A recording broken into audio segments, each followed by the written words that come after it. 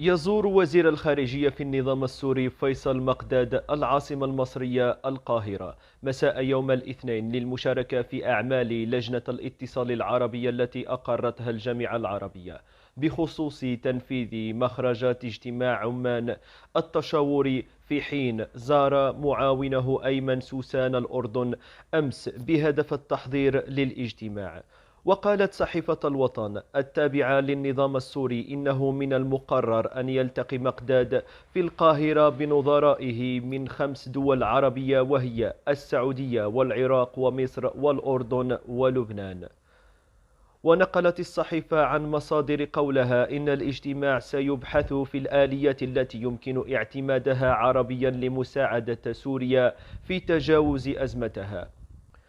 وفيما يخص مسار التطبيع بين النظام والسعودية، نقلت الصحيفة عن مصادر دبلوماسية عربية تأكيدها أنه لا صحة لكل ما يشاع وينشر حول وجود عوائق تشوب العلاقات السورية السعودية، إذ لا تزال السعودية مصممة على أن تكون عودة سوريا إلى جامعة الدول العربية فعلية وليست شكلية، وأن يكون للعرب دور الأكبر في مساندة سوريا، مع تأكيد على أن دمشق سبق وأكدت أنها منفتحة على كل المبادرات ولا سيما العربية منها، وهي ترحب بكل خطوة تدعم الجهد العربي في هذا الإطار.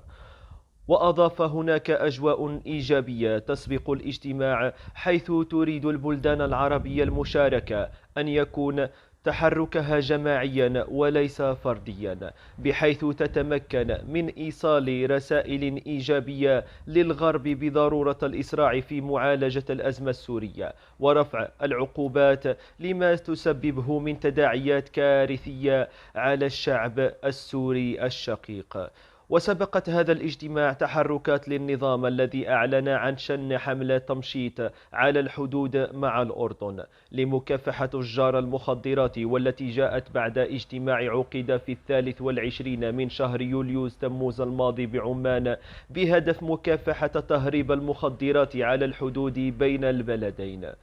وأتى الاجتماع تنفيذا لمخرجات اجتماع عمان التشاوري الذي استضافته المملكة في الأول من مايو آيار الثاني